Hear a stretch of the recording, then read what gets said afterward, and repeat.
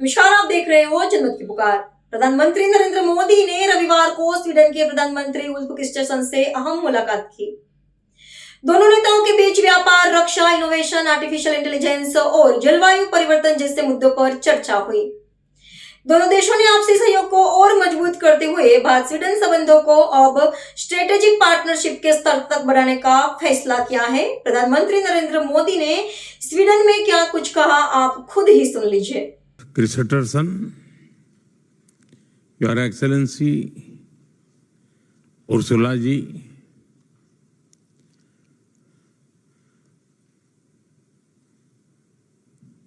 Royal Highness, Volvo Group के president and CEO,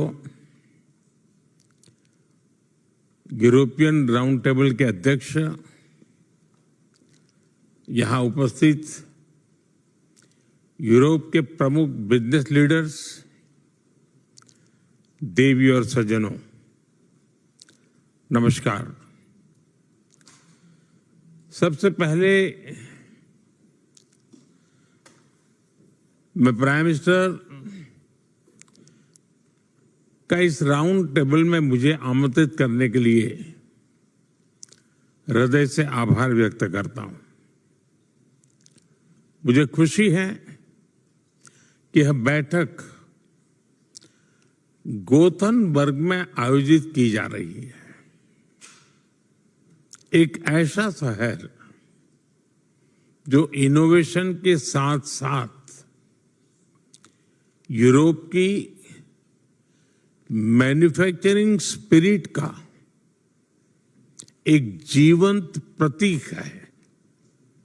friends, European round table for industry जैसे प्रतिष्ठित मंच को संबोधित करना मेरे लिए सम्मान की बात है। आप में से कुछ मित्रों से मेरी पहले मुलाकात हुई है, कुछ से आज पहली बार मिल रहा हूं, लेकिन एक बात निश्चित है, आप सभी किसी न किसी रूप में भारत से जुड़े हुए हैं। किसी की मैन्युफैक्चरिंग भारत में है, किसी का R&D भारत में है, किसी का टैलेंट बेस भारत में है, किसी की सप्लाई चेन भारत से जुड़ी है और कोई भारत में बड़ा इन्वेस्टमेंट कर रहा है। आज यह बैठक इस साझेदारी को और मजबूत करने का अवसर है। फ्रेंड्स, आज भारत और यूरोप के संबंध एक नए टर्निंग पॉइंट पर है। सरकारों के स्तर पर हमने एक एम्बिशियस और स्ट्रेटेजिक एजेंडा तय किया है। India EU free trade agreement पर सहमति बन चुकी है। जैसे उर्सुला जी ने कहा था, यह वाकई मदर ऑफ ऑल डील्स है। हमारा प्रयास है कि इसे जल्द से जल्द इंप्लीमेंट किया जाए। सिक्योरिटी एंड डिफेंस पार्टनरशिप तथा मोबिलिटी एग्रीमेंट ने भी हमारे सहयोग को नई दिशा दी है। India EU trade and technology council ने हमारी साझेदारी को नई इंस्टीट्यूशनल स्ट्रेंथ दी है। डिजिटल टेक्नोलॉजीज, सप्लाई चेन्स और इनोवेशन, इन सभी क्षेत्रों में भारत और यूरोप साथ मिलकर काम कर रहे हैं। India middle east Europe economic corridor जैसे ऐतिहासिक इनिशिएटिव्स कनेक्टिविटी और इकोनॉमिक इंटीग्रेशन को नई गति दे रहे हैं।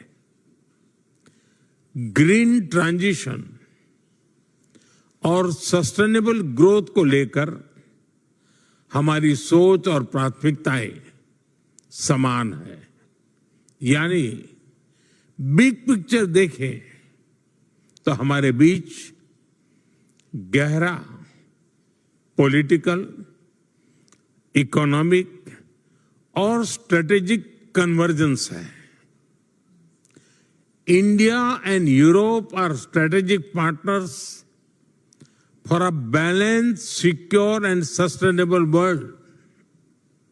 लेकिन फ्रेंड्स, सरकारें केवल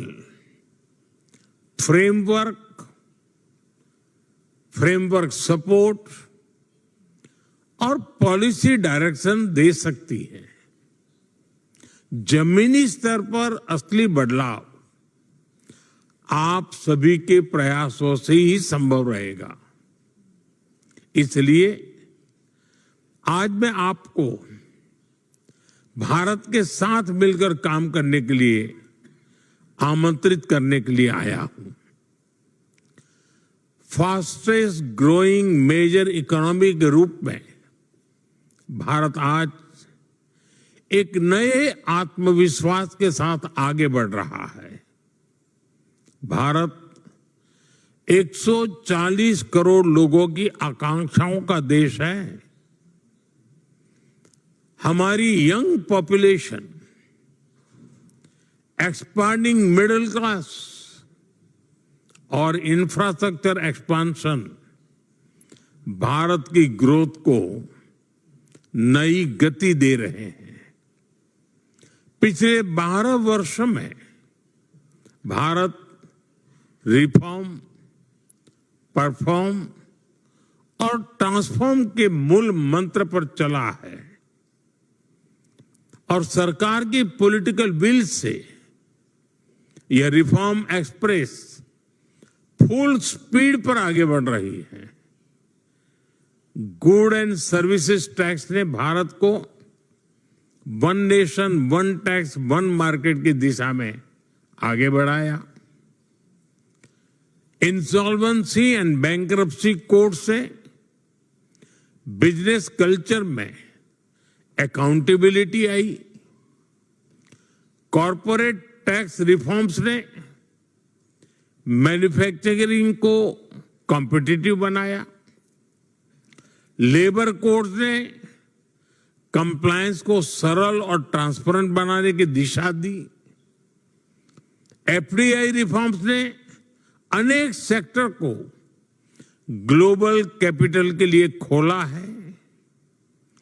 पीएलआई स्कीम्स ने electronics, pharma, auto components, solar modules, telecom, textiles जैसे कई सेक्टर्स में मैन्युफैक्चरिंग मोमेंटम बनाया। हमने कंप्लायंसेस का बोझ कम किया है। हजारों आउटडेटेड रेगुलेशन समाप्त किए हैं। ईज ऑफ डूइंग बिजनेस को गवर्नेंस का हिस्सा बनाया है। डिजिटल इंडिया ने पब्लिक सर्विसेज को अधिक ट्रांसपेरेंट, एफिशिएंट और एक्सेसिबल बनाया है। भारत में आज दुनिया का तीसरा सबसे बड़ा स्टार्टअप इकोसिस्टम है। हमारे startups AI, fintech, space, drones, biotech, climate tech और मोबिलिटी में ग्लोबल सॉल्यूशंस बना रहे हैं। आज भारत में टैलेंट है, स्केल है, डिमांड है, स्टेबिलिटी है और सबसे बड़ी बात, भारत में 140 करोड़ भारतीयों की इच्छा शक्ति है। इसलिए अब समय है कि हम इंटेंट से इन्वेस्टमेंट की ओर बढ़े। इस विषय में मैं आपके सामने 5 सुझाव रखना चाहता हूं। पहला, टेलीकॉम और digital infrastructure, Vodafone, Ericsson, Nokia, Orange जैसी कंपनियों का भारत में विशाल अनुभव है।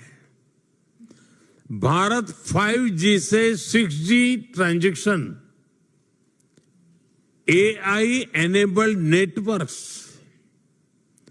सिक्योर कनेक्टिविटी और डिजिटल इंक्लूजन में बड़ा पार्टनर बन सकता है।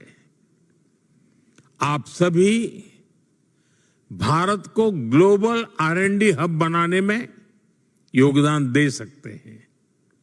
दूसरा, AI, सेमीकंडक्टर, इलेक्ट्रॉनिक्स और deep tech manufacturing, ASML, NXP, SAP, Capgemini जैसे लीडर्स आज यहां मौजूद है। मैं आपको भारत के तेजी से विकसित हो रहे end to end technology ecosystem का भागीदार बनने के लिए आमंत्रित करता हूं। भारत का विजन स्पष्ट है। टेक्नोलॉजी इनोवेशन की अगली वेव भारत में को क्रिएट होनी चाहिए। तीसरा, ग्रीन ट्रांजिशन और क्लीन एनर्जी, अनिश्चित ग्लोबल एनवायरनमेंट में भारत एनर्जी सिक्योरिटी और क्लीन एनर्जी कैपेसिटी को मजबूत करने पर फोकस कर रहा है। एनजी, टोटल एनर्जीज, शेल, यूमिकोर जैसी कंपनियां clean energy, hydrogen, energy storage, EV और डीकार्बनाइजेशन में लीडर्स हैं। आप भारत में बड़े पैमाने पर निवेश कर सकते हैं। चौथा, इंफ्रास्ट्रक्चर, मोबिलिटी और urban transformation, Volvo, Maersk, Airbus, साब, आर्सेलर मित्तल और हाइडेलबर्ग, इन सबके एक्सपर्टाइज भारत के ट्रांसफॉर्मेशन से सीधे जुड़ती है। Sustainable cement, green steel, mobility, logistics, aerospace, defence, इन क्षेत्रों में भारत और यूरोप की पार्टनरशिप वर्ल्ड क्लास आउटकम्स दे सकती है। पांचवा, हेल्थ केयर और life science, AstraZeneca, Roche, Merck, Philips, Nestle और यूनिलीवर जैसी कंपनियों का भारत में पुराना संबंध रहा है। अब हमें इस पार्टनरशिप को नेक्स्ट लेवल पर ले जाना चाहिए। Vaccines, cancer care, digital health, nutrition और मेडिकल डिवाइसेस में बहुत बड़ा स्कोप है। आप design for India, make in India and export from India के मॉडल पर आगे बढ़ सकते हैं।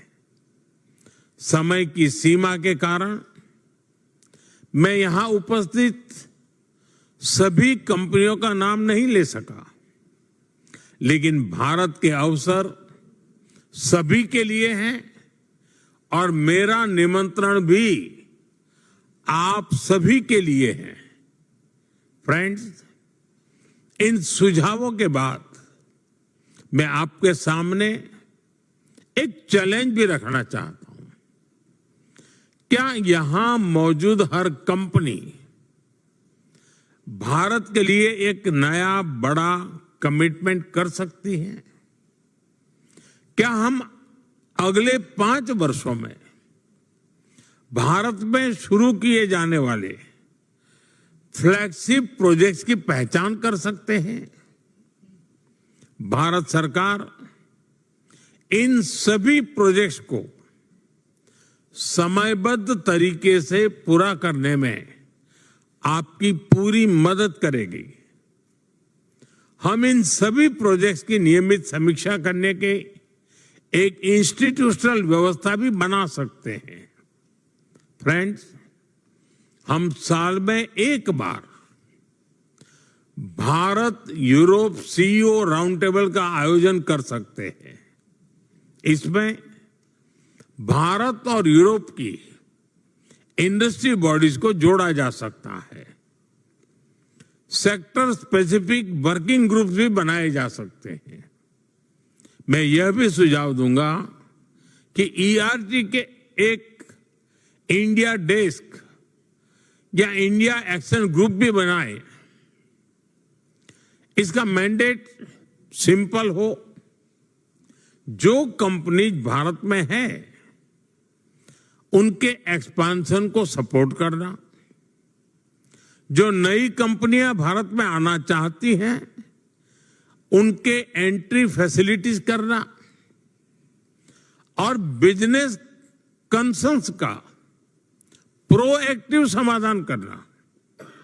फ्रेंड, भारत और यूरोप की पार्टनरशिप केवल आर्थिक आंकड़ों तक सीमित नहीं है। यह साझा मूल्यों की पार्टनरशिप है। यह लोकतंत्र और विविधता की पार्टनरशिप है। यह ट्रस्ट और ट्रांसपेरेंसी की पार्टनरशिप है। यह इनोवेशन और इंक्लूजन की पार्टनरशिप है। आज के विश्व में जहां अनिश्चितता है, सप्लाई चेन्स दबाव में है, टेक्नोलॉजी में कंपटीशन बढ़ रहा है, ऊर्जा सुरक्षा और क्लाइमेट एक्शन दोनों को चुनौती दी जा रही है। ऐसे समय में भारत और यूरोप मिलकर स्टेबिलिटी, सस्टेनेबिलिटी और शेयर्ड प्रॉस्पेरिटी के मजबूत स्तंभ बन सकते हैं। इसी भावना के साथ मैं आप सभी को भारत की विकास यात्रा से जुड़ने के लिए आमंत्रित करता हूं। मुझे विश्वास है कि आज गोथनबर्ग से जो संवाद शुरू हो रहा है वह आने वाले वर्षों में भारत और यूरोप की इंडस्ट्रियल पार्टनरशिप का एक नया अध्याय लिखेगा। आप इतनी बड़ी संख्या में आए, इस समिट में मुझे आपके बीच अपनी बात रखने का अवसर दिया, इसके लिए मैं आप सबका विशेष रूप से बहुत बहुत आभार व्यक्त करता हूं। बहुत बहुत धन्यवाद। Thank you. अगर आपने हमारा अभी तक चैनल सब्सक्राइब नहीं किया है तो कृपया चैनल सब्सक्राइब कर लें, लाइक करें, शेयर करें, कमेंट करें। तो मिलते हैं फिर किसी और खबरों के साथ। नमस्कार।